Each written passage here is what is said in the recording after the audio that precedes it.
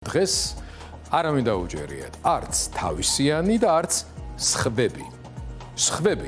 ასე უწოდებენ ოცნების ლიდერები თავის მოქალაქეებს, რომლებიც ამ საზოგადოების ყველაზე პასუხისმგებლიან, განათლებულ და არაკონფორმისტ ნაწილს წარმოადგენენ. მაგალითად ისეც, როგორიც პედაგოგი მკვლევარი და რაც თავარია 9 შვილის დედა რუსუდან კობახიძია, რომელმაც აგერ უკვე მეორე პატიმრობის შემდეგ დატოვა იზოლატორი. დილაკი მისმა მოგვარემ ირაკლი კობახიძის ნარნარი ხმითა და კიდევ უფრო ნარნარი მუსიკალური ფონით გაგვითენდა, რომლითაც ფორმალურად ქვეყნის პირველი პირი არაბებთან გაფორმებული და დამალული ხელშეკრულების თაობაზე გვარწმუნებს, რომ გვენდეთ, თქვენთვის აქამდე ხო არაფერი მოგვიტყუებია. აი ხომ შეგვირდით, რომ არ გავრუსთებით და არც გავრუსთითო. ამ თემას ჩვენ ნოდამ მოგვიანებით დეტალურად დაუბრუნდებით, მანამდე კი ინფორმაცია, რომელიც დღეს საღამოს გავრცელდა. ბათუმში მოქმედი მედია საშუალების აჭარა თაიმსის ინფორმაციით, აჭარის მთავრობის ყოფილი თავმჯდომარე თორნიკე რიჟვაძე მშობლებთან, მეუღლესთან და შვილებთან ერთად გერმანიაში საცხოვრებლად გადავიდა. ორ ერთმანეთისგან დამოუკიდებელ წყაროზე დაყრდნობით ირკვევა, რომ რიჟვაძეები თურქეთიდან გერმანიაში სამკურნალოდ გაემგზავრნენ. წყაროების ინფორმაციით თორნიკე რიჟვაძე ამ დრომდე ექიმების მეთვალყურეობის ქვეშ იმყოფება. იმავე წყარო აცხადებს, რომ შემთხვევის შემდეგ მას ერთი თვალით ხედვა დაკარგული აქვს.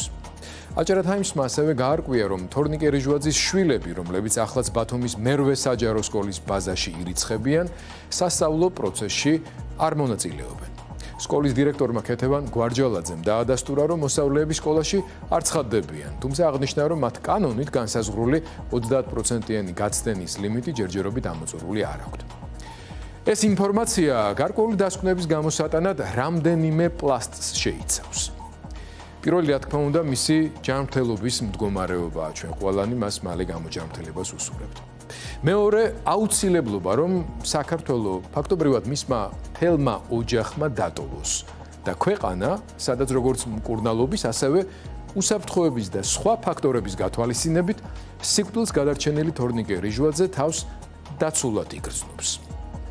რეჟიმის შიდა წმენდის, რეპრესიების, ექს-პრემიერის, მინისტრებისა და სხვა მაღალი თანამდებობის პირების სისხლის სამართლებრივი დევნის, მათი გარემოცვის წევრებისა და მათთან შემხებლობაში მყოფი ბიზნესმენების დაპატიმრების, არაოფიციალურად კრიმინალური სამყაროს ჩარევით წარმოებული თანხების გამოძალვისა და ოცნების პროპაგანდის მანქანის ორკესტრირებული შეტევის, ასევე გერმანიასთან ივანიშვილის რეჟიმის უკიდურესად დაძაბული ურთიერთობის ფონზე ძალიან საეჭვო წინაპირობების და გარემოებების გათვალისწინებით ოფიციალური ვერსიით თვითმკვლელობის მცდელობის შემდეგ სასწაულად გადარჩენილი აჭარის პირველი პირისა და ოცნების პოლიცსაბჭოს წევრის თორნიკე რიჟვაძის ოჯახით გერმანიაში გადასვლა საყურადღებო ინფორმაციაა.